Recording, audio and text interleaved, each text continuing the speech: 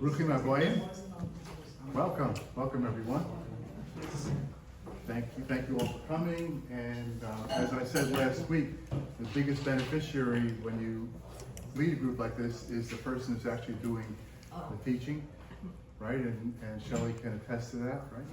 Because when you have to review a subject and make sure you can give it over to other people, that means that you need to review it for yourself. So that's a big benefit to you. So thanks everybody for coming.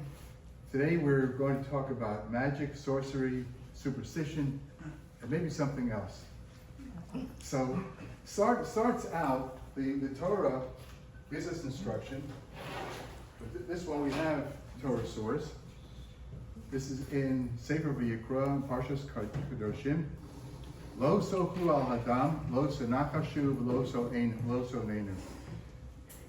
So it's kind of an interesting process. Don't eat with blood on the side of blood, and then do not practice these magical type of things.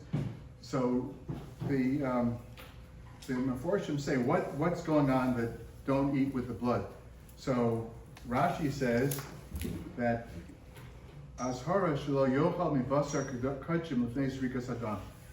So Rashi says this is a warning that we do not eat the meat of sacrifices before the blood has been sprinkled. So interestingly, that's the topic that we're learning about Yomi right now. That we're learning about the sprinkling of the blood, whether it's above the line, below the line, and so on. So and also that certain of the Gentiles had a practice that they would kill an animal before it actually was totally not alive, they would begin eating it. And so that's not something that we do, it's something we should do. And so he makes a parallel between that sort of practice and also doing divination, sorcery, and all that. So that's our original source. And in the Sefer HaChinuch, Sefer HaChinuch is a book that was written in the 13th century in Spain by an anonymous author. No one knows who actually wrote that book. And he lists all 613 mitzvos. So this one is number 249. And he says the source of the mitzvah, it's that this whole practice is what he calls divrei shigon v'sichlus gemura. It's basically insanity and foolishness that people think that they can do these things, right? L'am kadosh emosai asher b'char hakel lo yuslahem sheyasu dover sheker. That a holy nation that was chosen by God does not get involved in these false things. V'od sheim siba l'hodiach ha'adam me'emunas Hashem u'mitoras ha'kedosha. And if you practice these sorts of things, what does that do to your faith in God? If you believe that you are capable of creating certain things or making things happen, well, then how does that react? How does that affect your God? Lovo mitocham lekafira gemur, and that can create a situation where you will be a denier, basically, of the divinity of God. Shiaksho kol tovaso roaso v'chol sheikruhu shu davar mikri. That basically whatever happens to you is sort of accidental, or maybe it's induced by what you've done, but it's not to recognize, right? Lo hashgacha meisbaro, and not what we call hashgacha pratis, or supervision of the world by God Himself. And by this means, if you allow yourself to be influenced by these types of things, it can lead to a denial of the basics of life. Al Kain, therefore, ki chafetz Hashem b'tovosenu. Hashem wants our good. Tzivonu hasir milavenu, to remove from our hearts machshavazu l'kbod l'vavenu ki chol ha'ros v'atov b'pi elyon. Everything that happens, whether it's good or it's not good, or we don't understand how it's good, comes from above. And therefore, we need to not get involved in these kinds of practices. And what is it, this pasuk that we quoted, what does it mean actually? So Rashi says, Kigon elu hamanachashim b'chulda v'ofos, that they would observe certain little animals, whether it was a weasel or certain birds, and by the way that they behaved, they would say that this indicates something is about to happen, or whatever that was. What about the word premonition? The word what? Premonition. Premonition. So we're going to get to that, and a premonition. So I don't know why it is, but my wife is always able to know when certain people are going to call her. I don't know. She has a certain telepathic connection with certain of her good friends, and she says, I haven't heard from this lady in a while, and sure enough. So maybe that's one thing. But what we're going to talk about in regard to that is where you say, if a certain thing happens, that means this is going to happen. And that may not be a good thing to do, where you're creating a condition saying, if a certain thing happens, then I know it's going to be a good day for me. So he says, it's pito naflo mepiv. If somebody's eating and a crumb of the bread falls out of his mouth, or tzvi hefsiko badera, or a deer encounters him in the way. So these are certain things that take place, and you can sort of say, well, if this happens, that means that something else happened, and we're not supposed to pay attention to that. Isn't it in Deuteronomy? It says if someone makes predictions and they come true, you're supposed to kill them. I think it's chapter 13, Deuteronomy. That's what it says. I can't make this up. So I don't know. I don't know about that. I think that when we're talking about people making predictions, so we're talking about false prophets and so on. That's what it is. But right, but in this case, we're trying to get to what types of events or occurrences are we going to be considering as being in these categories: magic, sorcery, or superstition. And the Gemara actually describes how a person actually brings this into practice. Turn up on it. This is in the Sefer Sanhedrin. It's on page 65b, Samachem Beis. Ma'onein. Who is this Ma'onein? This sorcerer. V'Shimon Omer Zeh Hamavi Shiva Mine Zechur Al Ayin. So he creates a magic potion by 7 different types of semen, basically, I guess from different animals, so on. You pass it over his eye, and he says that by means of doing this, he is going to induce his ability to predict the future, right? Chachamim Omrim, so they disagree in this case. They say Zeh Oche Zeh Yinayim. That is, so the literal translation Oche Zeh Yinayim is that he grabs hold of our eye, right? So Rashi explains, he says, Oches usoker ene habrios, he opens and closes the eyes of people, umar alehem ki'ilu asa devarim shel pella, and he shows them that he did miraculous things, right? But he's not doing anything really, right? So this is a person who tries to show that he has a certain power, but does not really have that power. So, and Rashi continues with this idea of the bread falling out of the mouth. He said that what do all these different things mean? So it says pito nafla mepiv. If his bread falls out of his mouth, he's hark with da'ag hayom mehezik. This is a day to worry about something dangerous could happen to him, something damage. If he says tzvi hefsiko, if he runs into a deer, right, where certain places in New Jersey you have deer on your lawn all the time, right? And if the deer is going from the east to the west, right, that's important to know. Where is the east and west? If the deer is heading east to west, but and the deer is heading from north to south, and they run into each other. That's something to worry about. So basically, he's another one. He says shachrisu, that it's good to do something in the morning, right? Or Rosh Chodeshu, or maybe go into a business deal on Rosh Chodesh, and these kinds of things where there's really no basis for it necessarily. Although we're going to get into that a little bit. But basically, you create a situation, you say that if something happens at a particular day, therefore it's a good sign for me. And we're not really supposed to do that. So the Shulchan Aruch talks about this, and the Shulchan Aruch was written in the 16th century spot. Yes, Mary? We always say you're supposed to, if you're going to a closing, a business deal, do it on a Tuesday, because it says Kito. That's exactly what you're saying. That's right, we're gonna get to that. Yeah, very good, very good. So what Miriam is saying, that Tuesday is a good day, right? Because on the 7 days of creation, right? With the Tuesday, so we wanna do it on Tuesday, and we're gonna talk about that. So, and these sorts of things, these signs, maybe you're starting to wonder, but don't we have instances of that in the Torah itself where things happen? And we're going to talk about those. So the Shulchan Aruch says, Omer piti nafla mepi, o makli miyodi, the bread falls out, or if I have a stick or a cane or whatever, and it fell down. So, o b'ni korili mi'acharai, my son is behind me, he calls out to me, or various different things that take place. He said, that is nichush, right?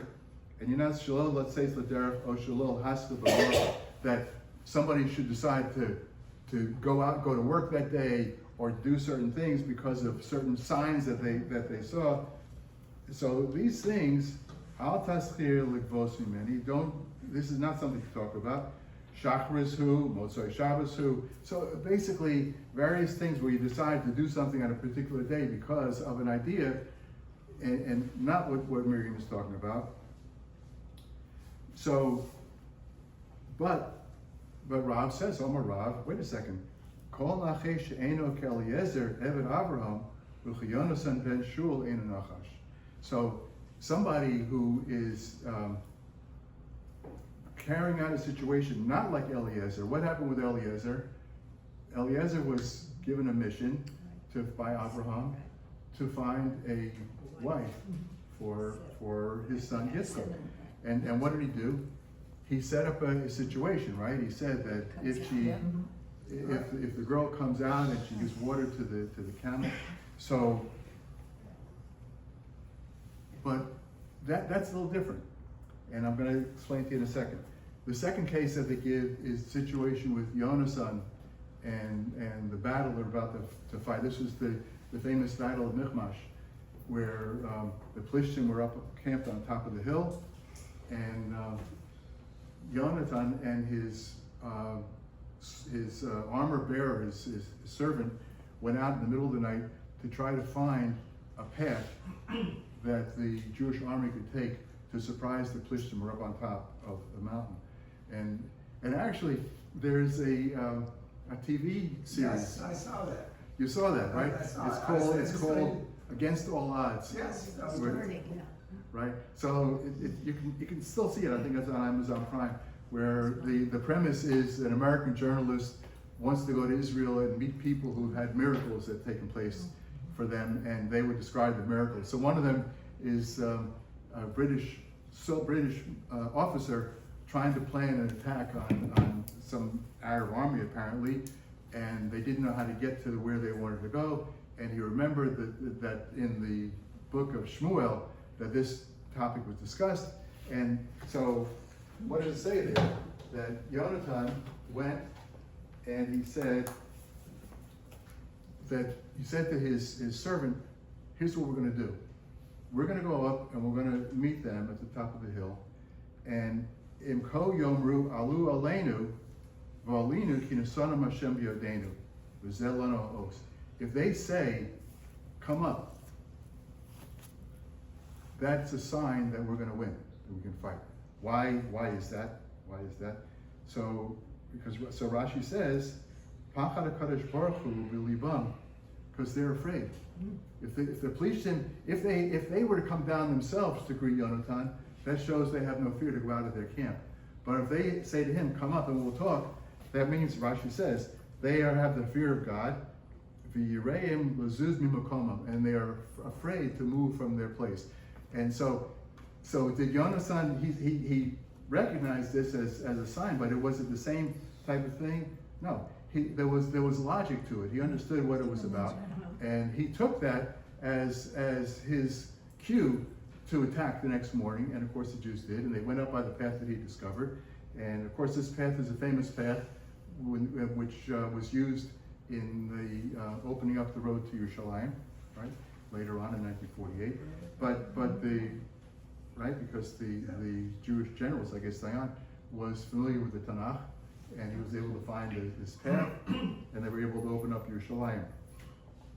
So he said, so this was using a sign in a certain way, but first of all, there's a logic to it, and secondly, he says that Im Yomer Eleinu Aluva Aleinu. So that's what happened with Yonatan. He said to his servant, if they say, "Come up to us," that means that we don't have to be afraid. And in the Gemara of Chulin, where it talks about this case, the Tosfos says, "Im Tomar Eliezer hech nichesh." So what are you going to say, that Eliezer was involved with some kind of a divination, right?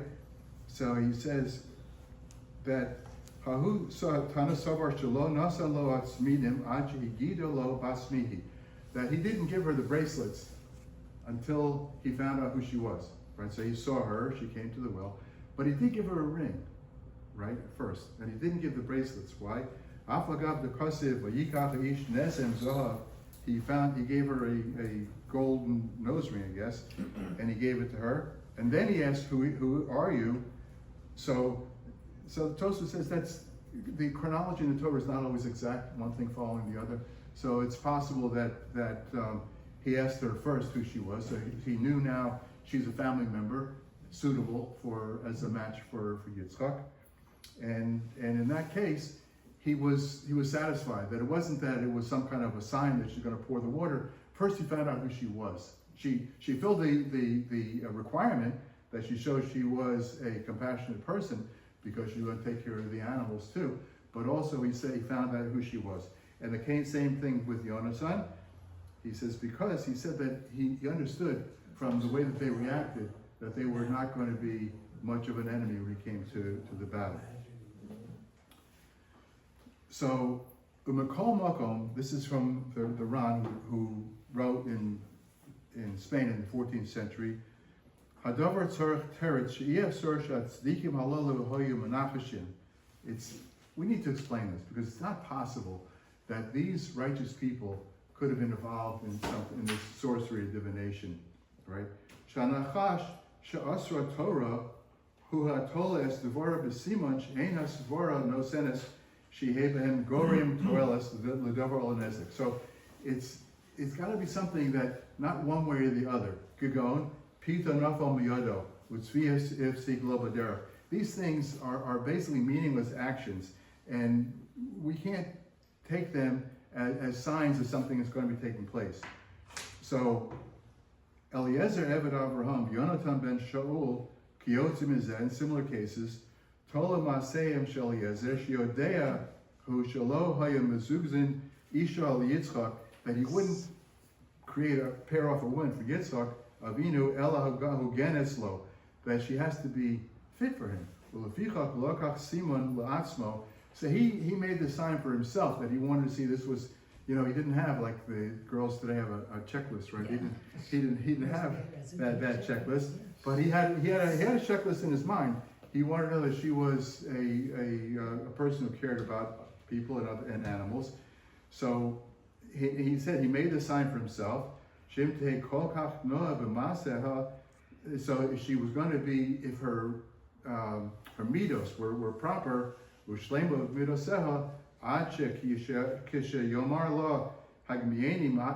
said to bring me a small amount of water, that she was going to have water available for the camels as well. So he recognized that would be the characteristic, the quality that he wanted.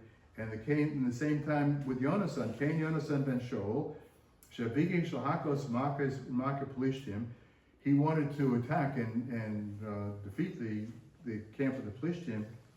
But no say Caleb Bilvad, he went up only with his armor, his servant. Lokach zeh Simon la'atzmo. So he made in his own mind a sign. Shim yomru alu elenu ye nira shahim yorim imaro. That they know, that indicates that they're afraid. And if they're afraid, we have a much better chance of winning. So that's the point. So these things, they're signs, Miriam, but there's a different basis to them. It's not just a random chance occurrence, right? And in the Torah Tamima, more of a contemporary, he says, Kol nachash einu somech alav mamash lasos maka al piv, kamosh as Eliezer, Eved Abraham. So anybody that makes this kind of thing, that he's not making up his mind, if something like this takes place, that he says, K'mavur b'farsha, ein b'zeh mishum isur lo tanachashu.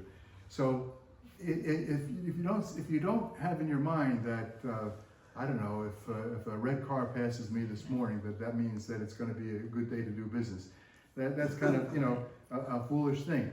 But if you can recognize the meaning of what's taken place, in that case, then it's not considered something which is prohibited. And Amar Abaye, this is in Masechta Krisos, Abaye says, Hasha de Amr Simona Milsahi, if you're saying that this is a true sign, Ye Rogel Inish Lemechal Reish Vishosa Kara Leruya Karti Silki Tamri. Oh, so now on Rosh Hashanah we have a custom, right? We put out, what do we put out on Rosh Hashanah the second night? We put out the Simonim, right? We put out, so what is that all about? That we're putting these things out. He says that it's not nichush, she'ena regilim likach roshe kavasim b'Rosh Hashanah, that if you take the head of a sheep on Rosh Hashanah, v'ochlin devash, or eating honey, v'chol minei metika, and all kinds of sweet things, v'ochel ochlin tisni im basar shuman, that's with fatted meat, ochlin rubia, this is another type of a vegetable, karsi, this is cress, various different things. She'enu shopatim tarnagolim b'erev Yom Kippurim, or she'anu shopatim, and we slaughter chickens on Erev Yom Kippur, right? Have you all done that ever? Kaparas for their Never. So, yeah, that's an interesting experience if you haven't done it. So in the meantime, kaparas, we slaughter a chicken, right? Erev Yom Kippur, lemispar b'nei habayis, for all the, by the way, we didn't make one for all, when we did it, didn't count all the members of our family. Maybe we should have had a few more chickens. But so all these things, Noshalechem al Rishon, V'alachron, Achron. So first things first, last things last, right? Ki anichash kazeh tovu. This sort of making signs, this is good, right? And this is something that on Rosh Hashanah we do because we're not really depending on these things to actually take place, right? So we eat these things, we drink, we have honey and all the other things that the Shulchan Aruch says about this. Yehei adam rogel lechol b'Rosh Hashanah rubia. You should eat fenugreek on Rosh Hashanah. Dainu tilson, it's called tilson. What? Fenugreek, right? Right? Yeah. And karti, silka, tamri. So you should eat leek and beets and dates and kara is gourd. Sheyok al rubia yomer. When he eats the fenugreek, he says, Yehei rotzon sheyiru zechu yoseinu. Right? All these different psukim that we say when we eat these very simonim. And then he says, Yesh nohem lechol tapuach matok b'dvash. There's also a custom to eat a sweet apple with honey, right? We eat apple with honey at Rosh Hashanah. Omrit is chadesha lina shana matuka. That we should have a sweet year as a result of this. So v'chein noah again. So we're accustomed to do this. Yesh ochlin rimonim. People eat pomegranates. Omrim narva zechuyos kirimon, that our zechuyos, our marriage should increase like a pomegranate, right? And it's our custom to eat fatty meat and all these good things, right?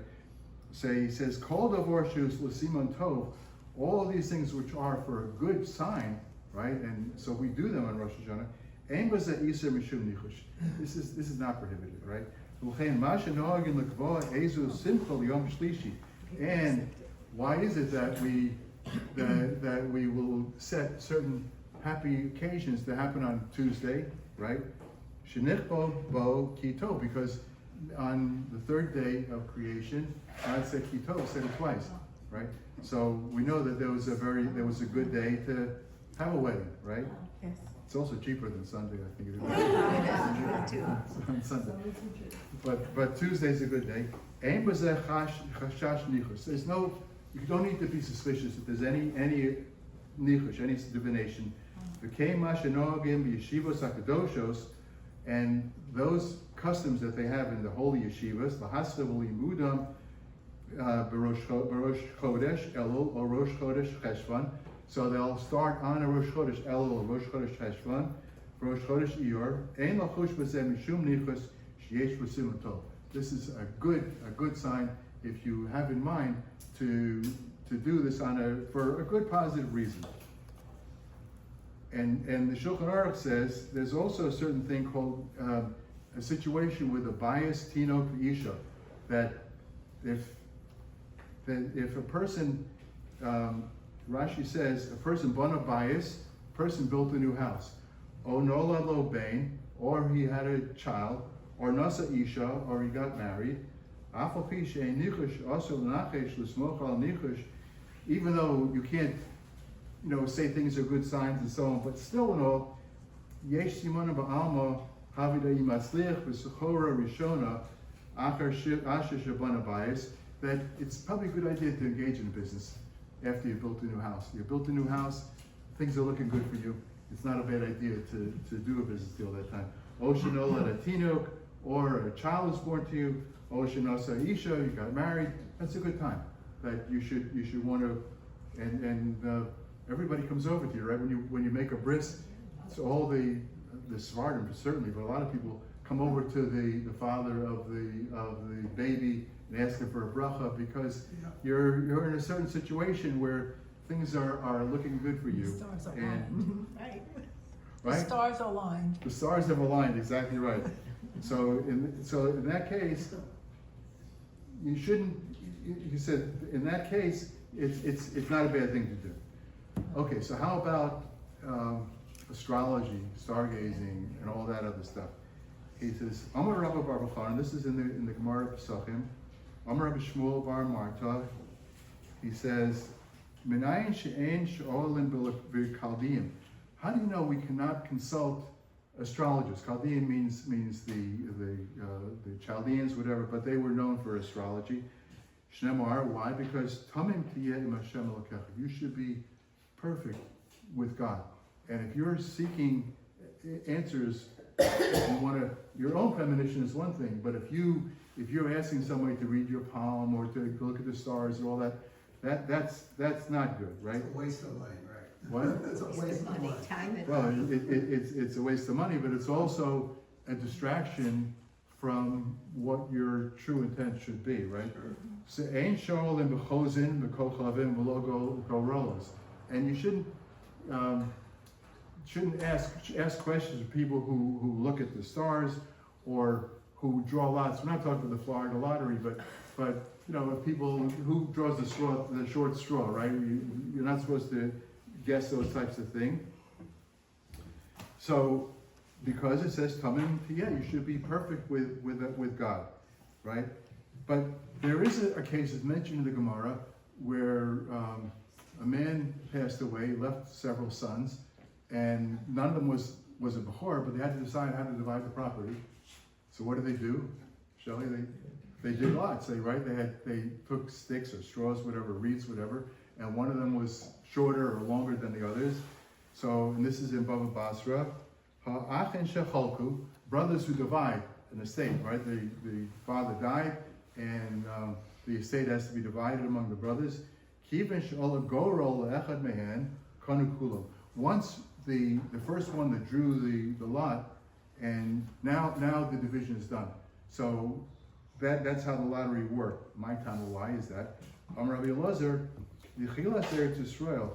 In the beginning of the settlement of Eretz Yisrael, Ma Techila Begorol, just as the division of the individual portions within the property of the tribes, that was all divided by lot. So since that's something, we have a precedent for that. It was done that way. Afkam Begorol. So too, when brothers are dividing a property of their father, and we're talking about ancestral property, I guess, in Eretz Yisrael, so it could be divided in that same way. but there, what was used to help to make the decision was Urim and Tumim. That was the gemstones on the breastplate of the Kohen that helped to make the division. Here too, it's a good idea to do it that way.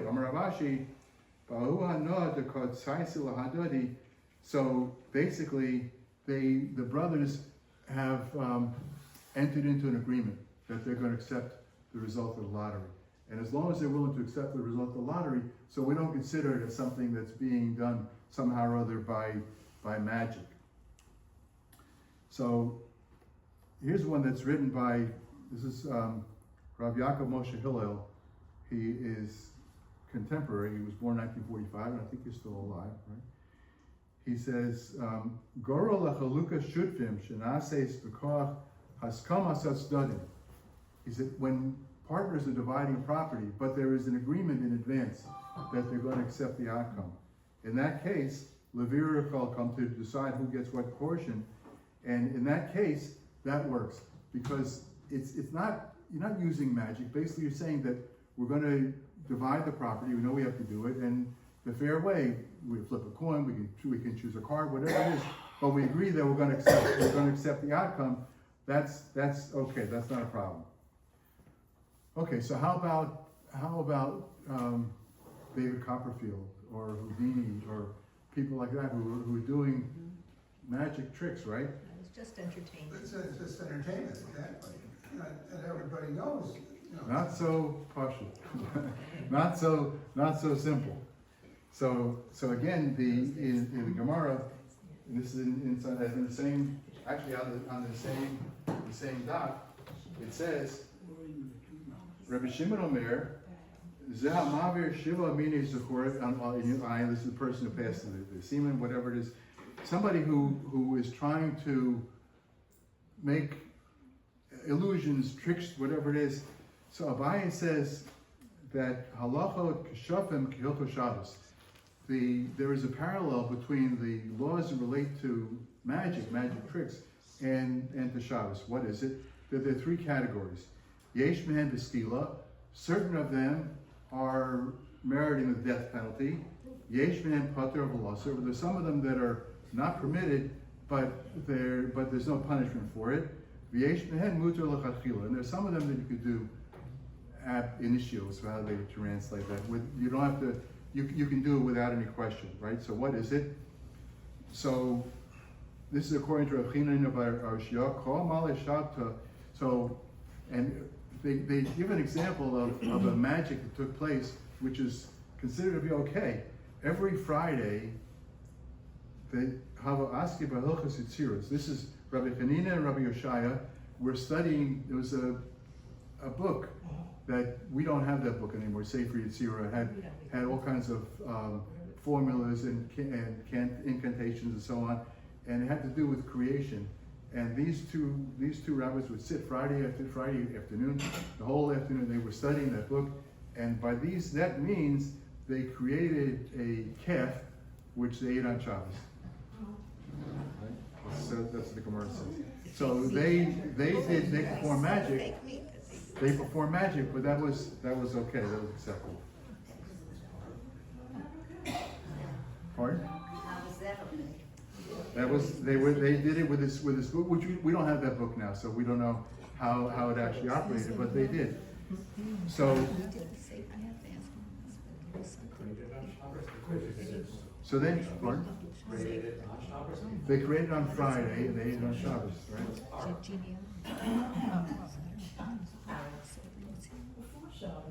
So and here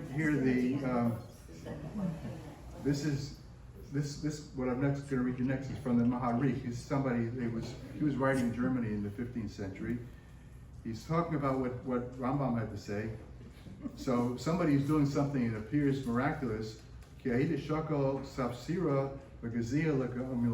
That let's say somebody cuts a camel in half, or you see magic tricks where somebody puts all these swords in this woman inside, and then she comes out whole. So somebody's doing something like that. That person, that is Oche Zesahinayim. He's basically he's fooling your eye, right? Shezehu masa timon lahamis lahachios, because that would be miraculous. So he could put somebody to death and bring it back to life. But if somebody does that and doesn't tell you that it's an illusion, he could get malchus for it. Really? Not so simple. So and wait until you hear the response of Rav Moshe Feinstein about all this. You're gonna, I wouldn't say it'd be magic, but you're gonna be amazed what he had to say. So if somebody does these kinds of tricks, so and here's another one. This is written by Rav Yosef Rav Karl, the same one who wrote the Shulchan Aruch. This is called Chesed Mishneh. Again, he's explaining the Rambam. So if he does something to make it appear as if he did a miraculous event, but he didn't really do anything.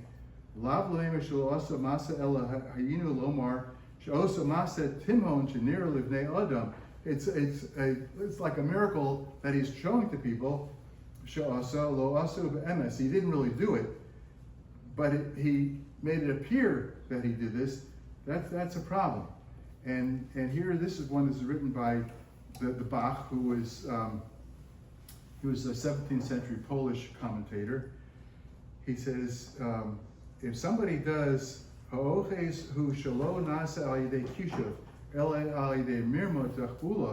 if he says, the person lets you know he's doing this by trickery, and you know it, that it's not really magic, right?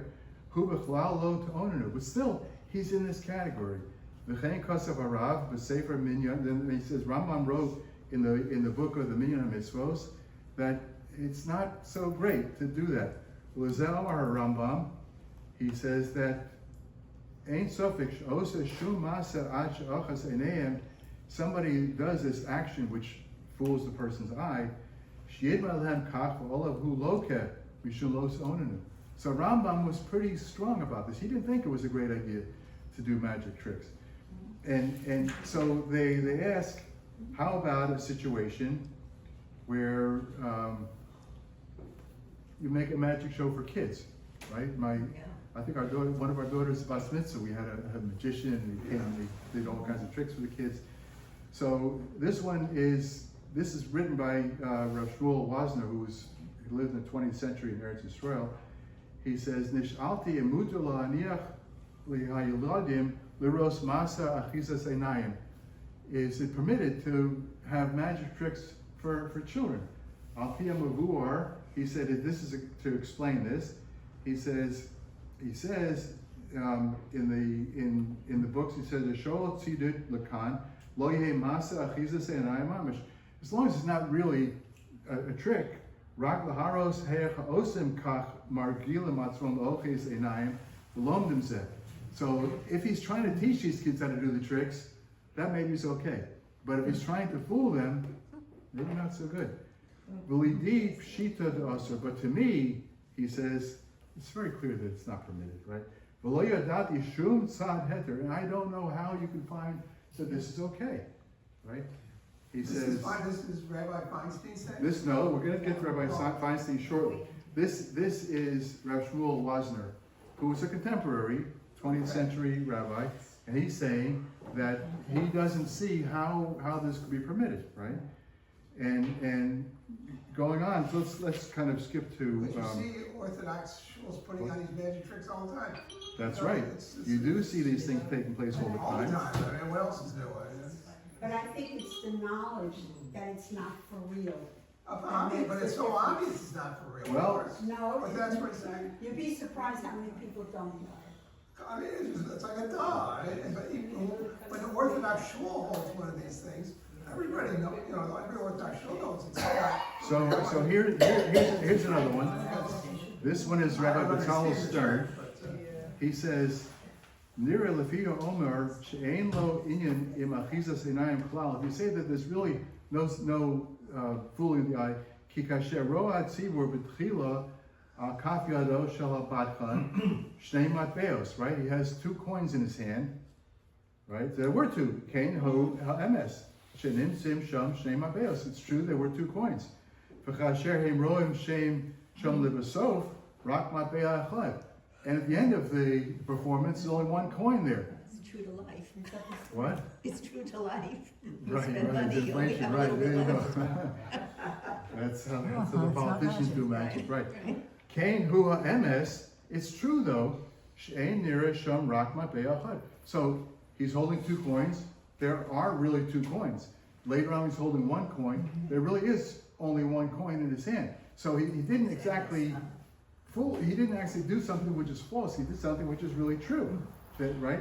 So in that case, The other coin's in his pocket. whatever it is, he says, Lavu Ne'elam, it didn't really disappear.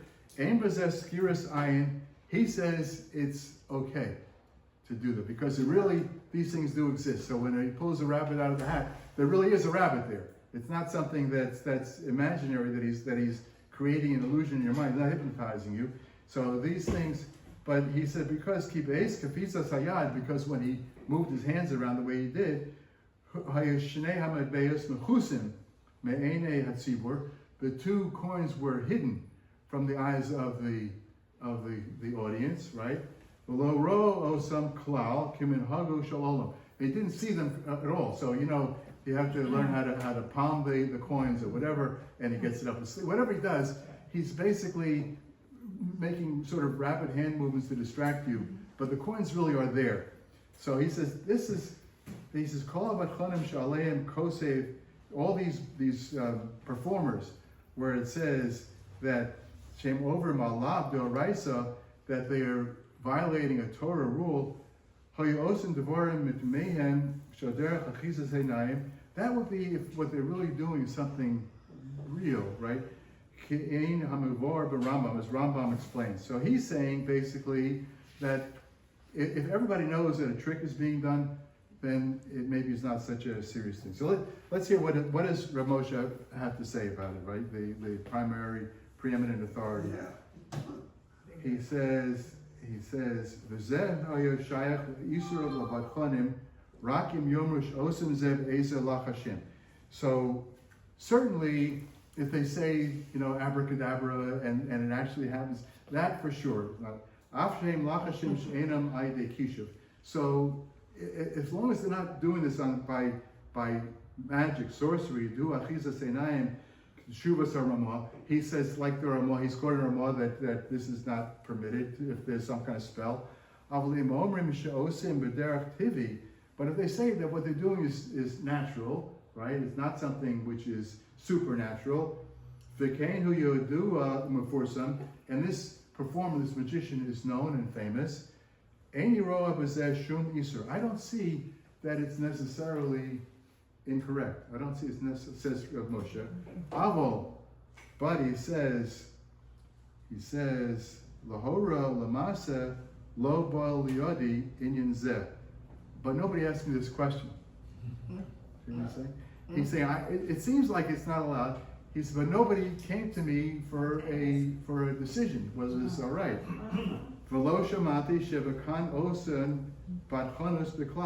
And I didn't hear. Moshe didn't go out a lot, right? So he didn't go to magic shows and he didn't go to too many weddings where these things were going on.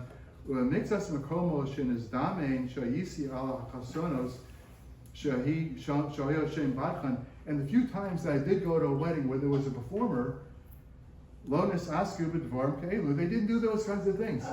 So maybe he went where there was a singer, maybe there were dancers, whatever it was, but he didn't actually see these magic shows himself. No woman singers, I can tell you that. What? No woman singers, that's for sure. Well, that's for sure. But in other words, he attended a few weddings, not a lot of weddings. He attended a few weddings where there were performers, but I never saw this sort of thing take place. He says, so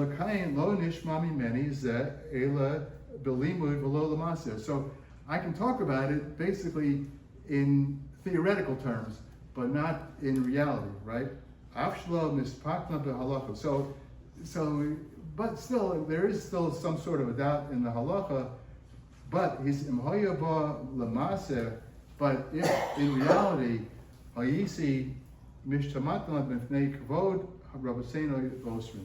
So what would I do if somebody came to me and asked me a shaila? I probably would go along with the previous. He said, even though he's not so sure that it's not permitted, but in respect to the people who came before, who said that it's not okay, he might not be in favor of it.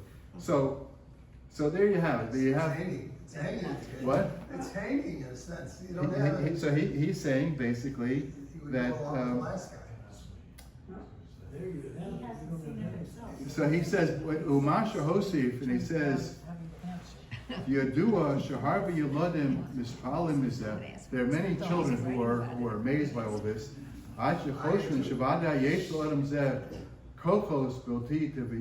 That they think that this individual has supernatural powers. Hifriz Alamida. This is an exaggeration, it says. They think he's a great person. And there are plenty like him. We know that there are many magicians. So he says, when you make a magic show for kids, the kids know that it's not really happening. So therefore, you don't necessarily have to be worried about all of that. So, We have a question over here. She has something to say. Somebody point something out. who's first? Okay, I'll go first. Okay.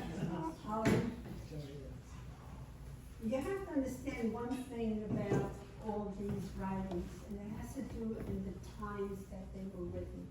There was a time in Europe and all over the world where superstition was prevalent. And I'll tell you, my mother, who grew up in Shtetl, off the border of Ukraine, Right. you have to put the right shoe on first. Right, it says- That's That's what the Shulchan That's a Gemara. That's halacha actually. Okay. You put on the right shoe, then the left shoe, and tie the left shoe, and tie the She right used shoe. to be very upset when I helped her dress, if I didn't put her right shoe on first. That's correct. So today, to this day, I carry on that same thing. It's not a superstition. The issue of the nail clippings, you have Right, to you bury alternate them, right? Because you can't have a body part go to the witch. So it has to do a lot with the thinking of the time. Lenny. I want to make a comment here, I'm sorry I have to run. A wonderful presentation. Thank you. Wonderful presentation. But I want to make a comment, over the years, I've read a lot about those three categories and dividing the third from the first two. The third is different than the first two according to many people. I just read the late Rabbi Sachs when he spoke about this. He says we all have superstitions. The way we name a baby. Ashkenazim name a baby after Not a dead deceased. person, right. Sephardim name it after someone living, and a million other superstitions we have. And he says that's a way, Rabbi Sachs says, of dealing with an irrational world, and that's part of our life. There are things we were created not to understand. Why good people suffer, and a million other things, because we don't know. But it's beyond our ability. We're not angels here. But superstition connects us with Jewish life emotionally. There's nothing wrong with it. But magic and sorcery, not being done. We're not talking about somebody being sawn in half and say, oh my God, that may be real. We know that's not real. It's entertainment. But when you start to get into serious thing with magic and sorcery, what you're really doing is questioning Hashem and His power and His authority. If a human being can make these things happen, then you're taking Hashem out of the role. Exactly You can't do right. that. Exactly right. I just want to comment on what you said. You'll That excuse me, I'm sorry. if you notice, if you pay attention a little bit, whenever I mention a source, I always say where he lived Exactly. and when he lived, because I believe, and this is a topic of conversation in our home, that the Torah not the Torah evolves, but the Torah meets the situations as they develop, right? We have people now who come to shul on Shabbos in a motorized scooter, right? So many years ago, nobody would dream of doing that, right? But the Torah didn't change, the Torah didn't evolve, but the technology has advanced to the point where the rabbis can say this is okay now. So that's an important factor. And actually, because you raised the point, I'm going to give you the prize for today. This is a flag of Israel stamp, it's a sticker. Right? She's And talking I want to thank everybody. I'm running over time. Remember to say